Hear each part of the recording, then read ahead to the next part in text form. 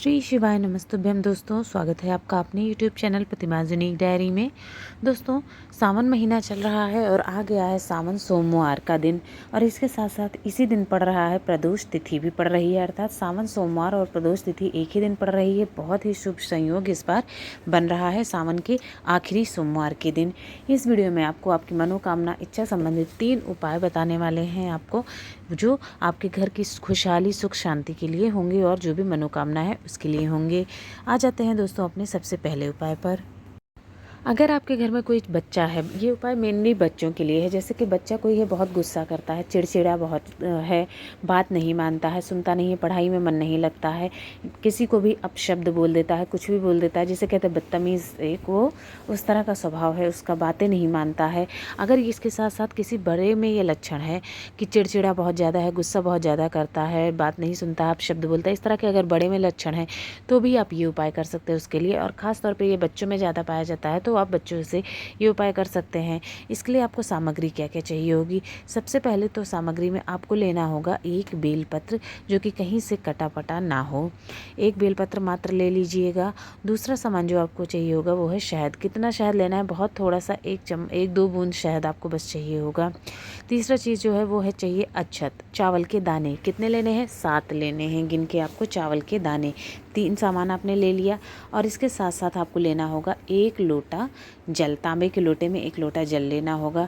क्या क्या सामान हो गया? 1 बेलपत्र हो गया, 2 बूंद शहद हो गया, 7 चावल के दाने हो गए और 1 लोटा जल हो गया। इतना सामग्री आपने ले ली अभी तक की जो। और ये सारी आपको ये उपाय जो है वो प्रदोष के दिन करना है, और इसके साथ साथ प्रदोष काल में करना है। प्रदोष काल में मतलब शाम को आप कर लीजिएगा, 7 से 9 तक भी आप ये कर सकते हैं।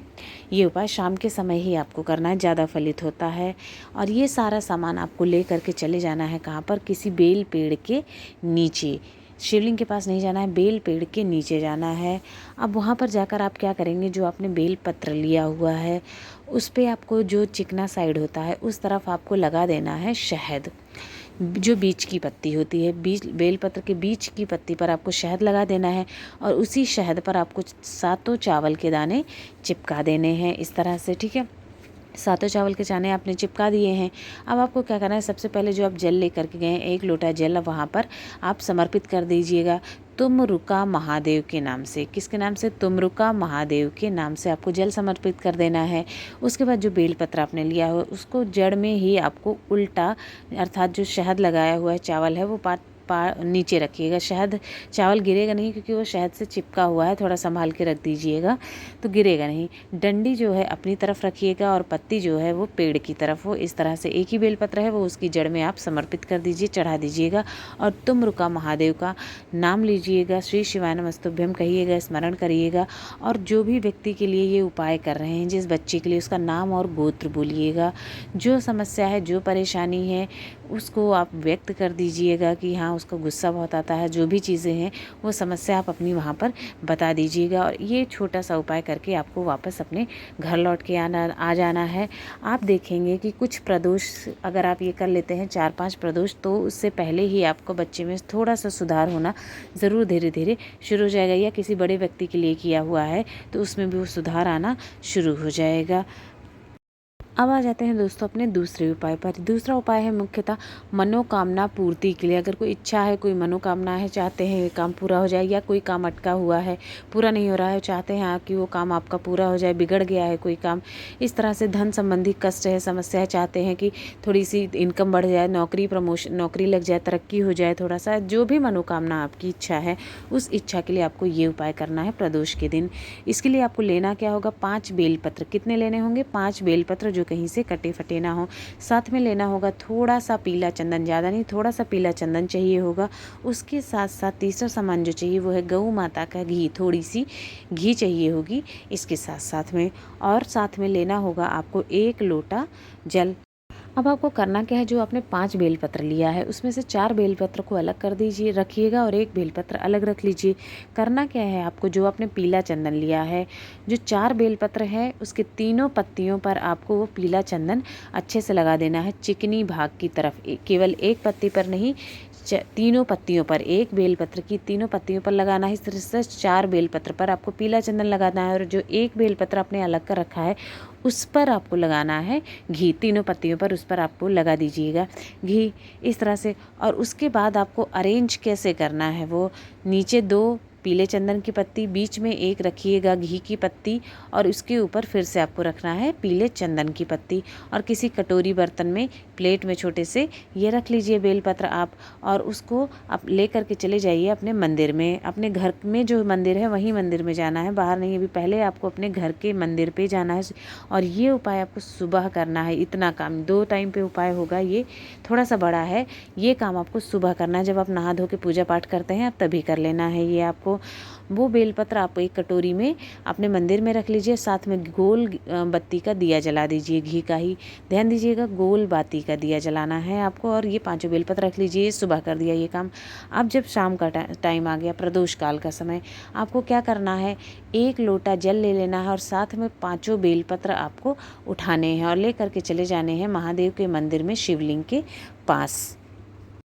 अब आपको क्या करना है, जो बेलपत्र आपके पास 5 बेलपत्र आप उठा के लेकर के आए हैं, जो सुबह आपने उपाय किया था वही बेलपत्र, 5 बेलपत्र आपको शिवलिंग के ऊपर चढ़ाना है श्री शिवाय नमस्तुभ्यम कहते हुए। एक साथ नहीं, एक एक करके।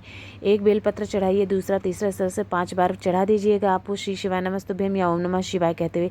चढ़ाना कैसे है, अपना मुख उत्तर दिशा की तरफ रखिएगा, साथ साथ में जो डंडी है, बेलपत्र जो चढ़ाएंगे उसकी डंडी जो है वो माता अशोक सुंदरी की तरफ होना चाहिए, अर्थात कि जिधर से जल नीचे गिरता है उस तरफ पत्ती की डंडी होनी चाहिए। इस तरह से आप 5 बेलपत्र चढ़ा देंगे। इसके बाद आपको क्या करना है, थोड़ी देर 2 मिनट बैठना है वहाँ पर शांत मन से, फिर अपना नाम लेना है, अपने गोत्र का नाम लेना है और भगवान भोलेनाथ से जो भी आपकी मनोकामना है, जिस इच्छा के लिए ये उपाय कर रहे हैं वो इच्छा व्यक्त करनी है, भगवान भोलेनाथ से करनी है। ये उपाय आपको बताया मैंने, जैसे आधा उपाय सुबह होगा और आधा उपाय आपको शाम में करना है। प्रदोष तिथि के दिन ही ये उपाय करना है। बहुत ही अच्छा उपाय है मनोकामना पूर्ति के लिए। एक बार इसको करके ज़रूर देखिए ये उपाय। अब आ जाते हैं दोस्तों अपने तीसरे उपाय की तरफ पे।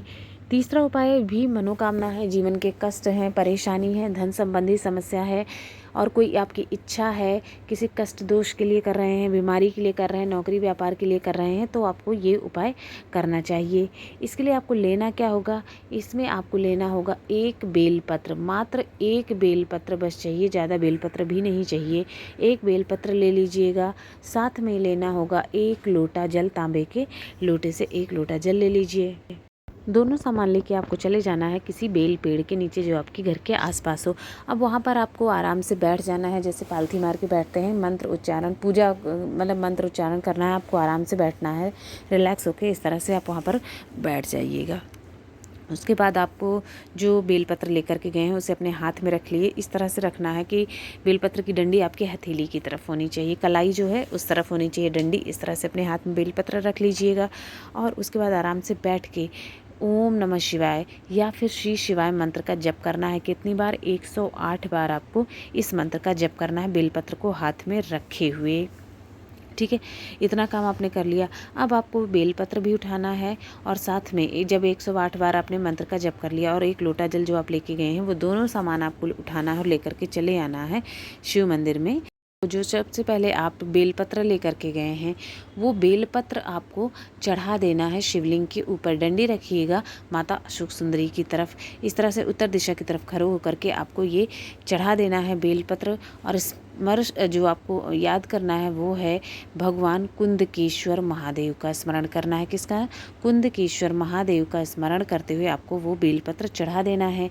इसके बाद आप जो 1 लोटा जल लेकर के गए हैं वो 1 लोटा जल भी श्री शिवाय नमस्तुभ्यम कहते हुए आपको समर्पित कर देना है। फिर आपकी जो भी इच्छा है, परेशानी है, समस्या है, दिक्कत है, मनोकामना है, वो आपको भगवान भोलेनाथ से कहनी है।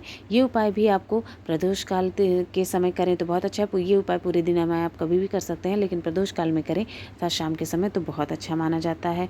जो उपाय आपके लिए सही बैठता हो तीनों में से वो उपाय आप कर लीजिएगा। श्री शिवाय नमस्तुभ्यम।